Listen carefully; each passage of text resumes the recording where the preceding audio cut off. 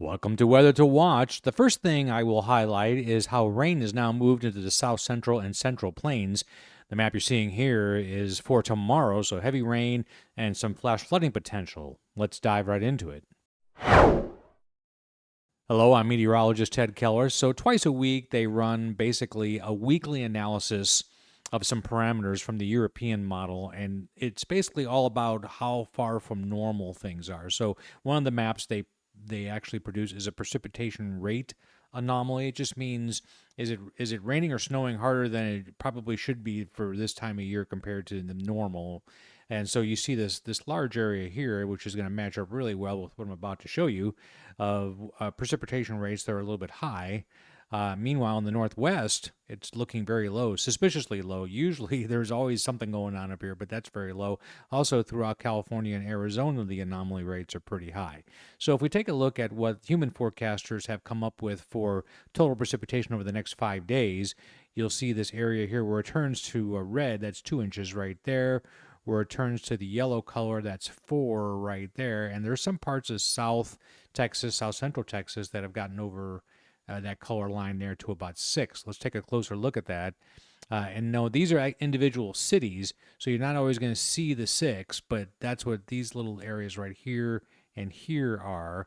But you're seeing 4.8 totals, almost 5-inch totals. Again, the yellow is 4.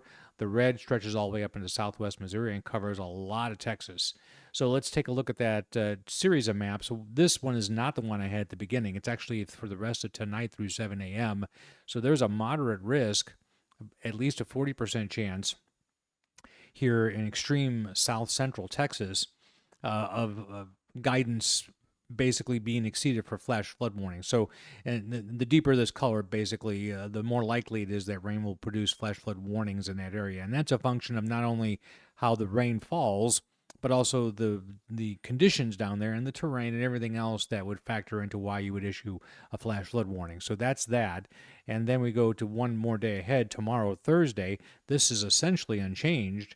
And then this area of slight risk kind of grows here from southern Missouri down through eastern Oklahoma and into about half of northwest Arkansas. So, we got some precipitation. We've been talking about this all week, how this was going to gradually kind of migrate out into the southern and central plains during this week, and that's exactly what's happening. So we'll take a look at the weather hazards precipitation. This is the 22nd through the 26th. So today is the 19th, so we got 2021. Just starts on Saturday, goes through early next week. So we still have a heavy rain parameter above and beyond what I just showed you. So this is a pattern that's kind of stuck in the south central U.S. through at least the early part of next week. Now, what about going longer into the distance? So, further out, we got Tuesday through Saturday. This is the 6 to 10 day precipitation outlook. It eases somewhat there. In fact, dries out in areas that have been pretty wet here over the last week or so. And now the precipitation concerns shift a little bit to the northern plains and to the southeast. Now, this is significant in the sense that this is just precipitation. This does not bother to delineate between rain and snow. It just says if it does snow, melt it down. We're going to count that as just precipitation.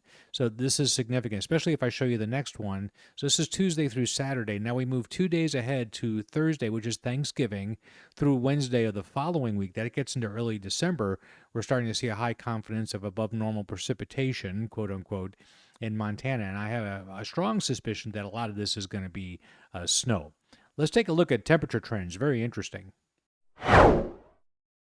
So this is the same thing I explained earlier with the precipitation rate. The only difference is we're showing 500 millibar heights now. So where you see this orange color, this means that the heights, in other words, how these lines bend northward with time or just shifted north with time, are above normal. So this usually indicates a lot of warmth, and I'll show you the temperature equivalent of that next. Also, it shows this really anomalous kind of low pressure area down here on average. And this, again, this was compiled late on Monday, and so actually it was compiled late on Sunday, so it actually is meant to be Monday through Sunday of this week, but we're recording this on Thursday, so that's why the time says through Sunday.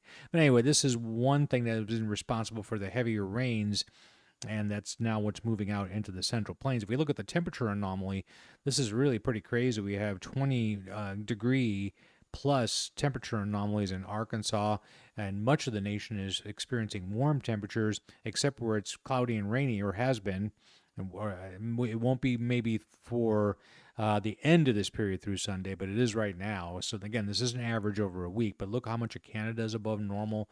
Very warm temperatures. If we just break this down day by a day, so Thursday, this is the National Weather Service highs are the numbers on the map, and then whether it's above or below normal are indicated by the colors.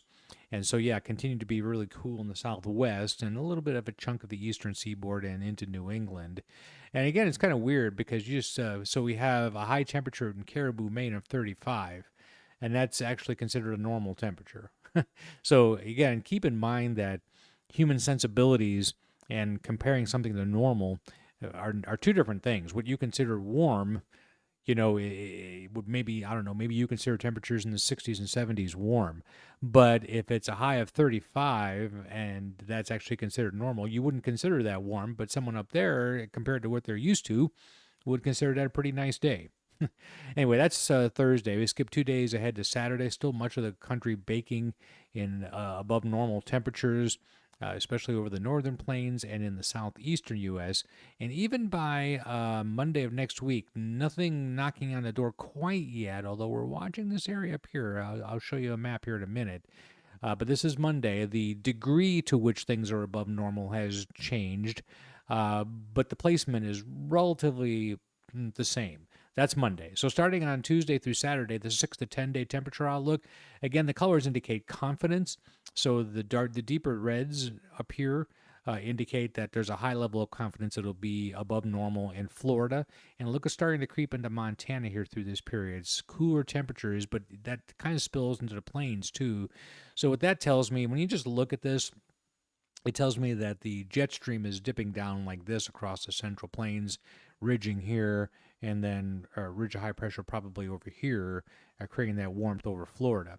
Now, if I extend this a little bit more like I did with the precipitation, now this is Thanksgiving through the week after that, we start to see a large area, a fairly high confidence level of below normal temperatures in this period. So this time of year, when you have below normal temperatures, it's at least possible that any storm systems that travel through this area or through this area, the northern end of them, would be snow producers. And the very last graph we'll show you is where the snow areas have been outlined for this time period. Let's take a look at the surface.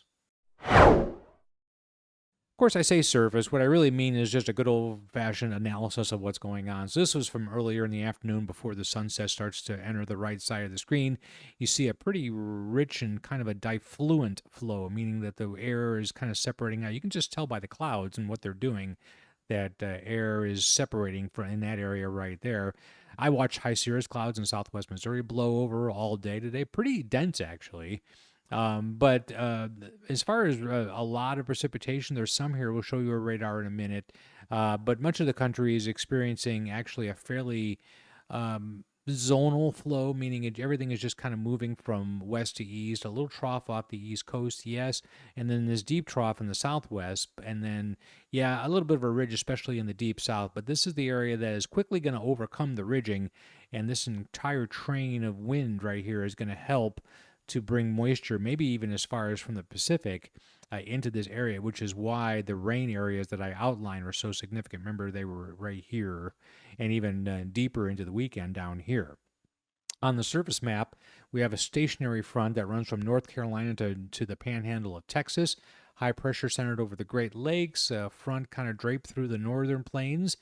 This is what I froze this afternoon, about 2 o'clock Central Standard Time, even though this is an eastern map. But the high was centered right here, north of Kingston, Canada, and Toronto.